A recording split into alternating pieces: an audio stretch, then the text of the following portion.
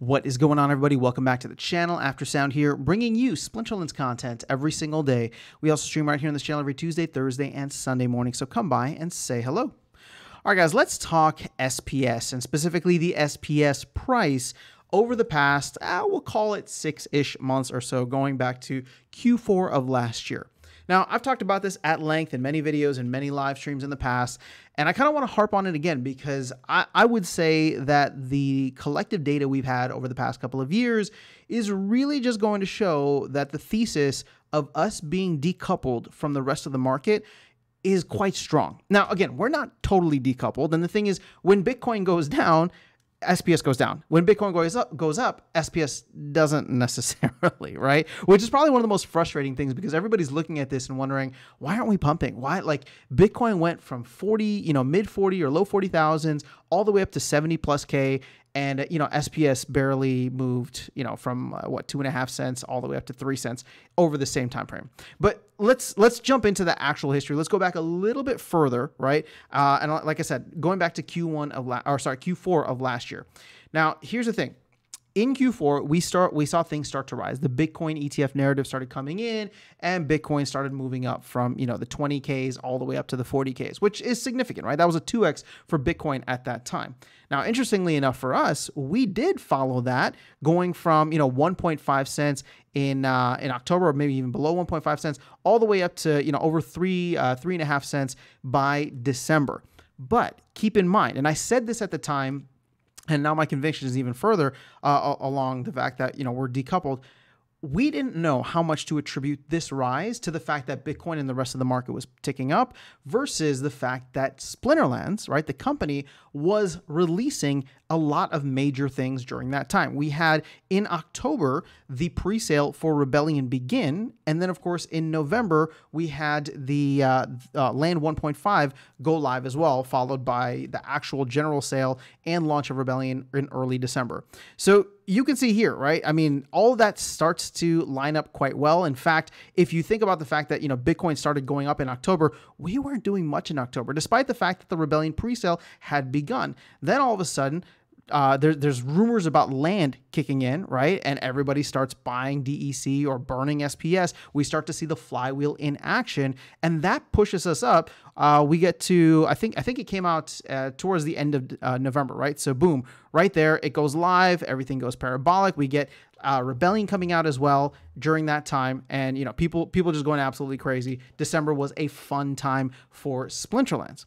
Now, Q2, or let's fast forward here to what is this, Q1, and specifically around the Bitcoin ETF, right? The Bitcoin ETF goes live on January 10th, I believe.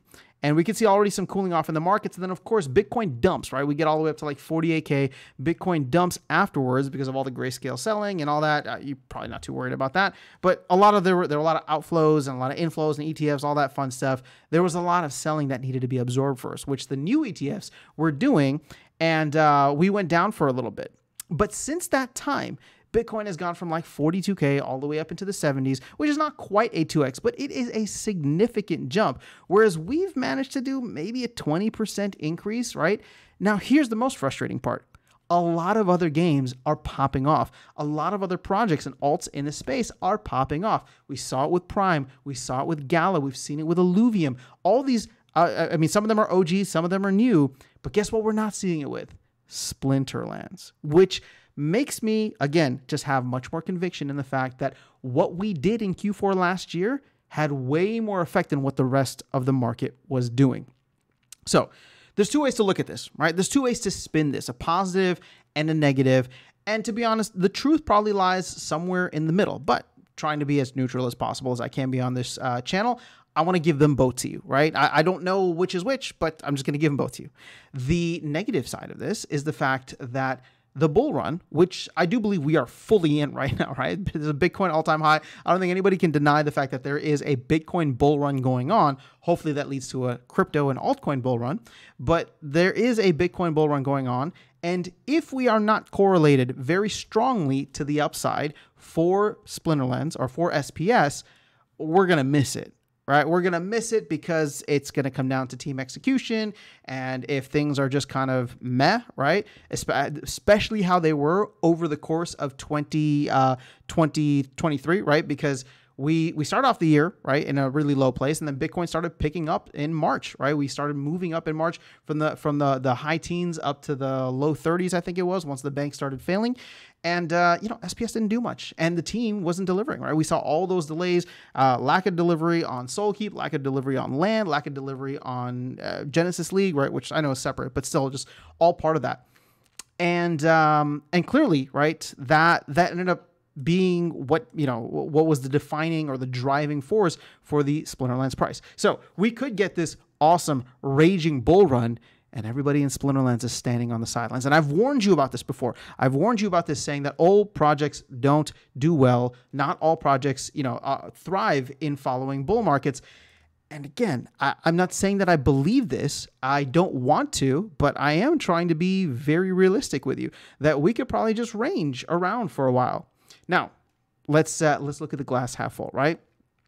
Let's look at this in the sense that Splinterlands, the company, and the community, right, combined, has the power in their hands to do this without Bitcoin, which I think could actually be an even stronger narrative, right?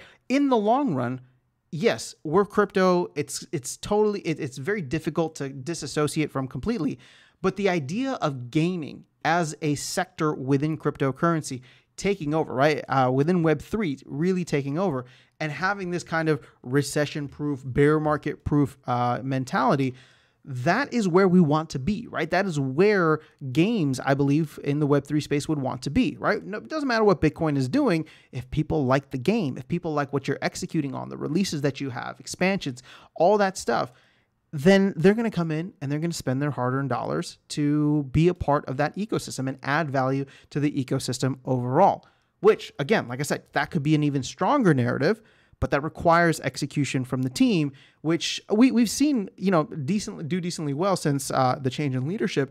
But again, that's 6 months. That was stuff that was already in the works. And we are just going to have to see where Matt's vision is going to take the company from here forward. Now, again, like I said, I'm not trying to say this is a good or this is a bad thing. I want to leave that up to you guys and start a discussion in the comment section below. But for me, I think there is definite risk. I think there is a significant risk, and it's not even risk because we've already seen it, right? Like I've said this before. I cover some other games. Obviously, Splinterlands is the biggest one on the channel here, but I talk a lot about Parallel. I talk a lot about the other games that I'm either checking out or have exposure to, and it's nice to see those big green candles. I will say that, and it makes me want to, dive into those ecosystems even more. Keep in mind, I'm coming at this all from an investor, right? Investor's perspective. Now, none of this is financial advice, but I love the game of Splinterlands, literally the actual game in and of itself. So I'd love to see the investor side of it do well too, right? I'd love to see SPS go to the moon.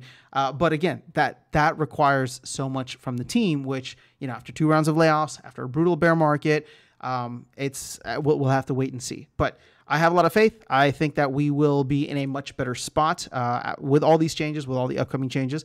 And I will try to keep my glass half full when it comes to this. But like I said, I don't want to ignore the risk of the fact that we are very little correlation. Maybe decoupled is too strong of a word, but very, very little correlation, especially to the upside when it comes to what's happening in the rest of the crypto market. So let me know your thoughts in the comments below. That is all I have for you guys in this video. Otherwise, I will catch you all in the next one and see you around the game. Take care.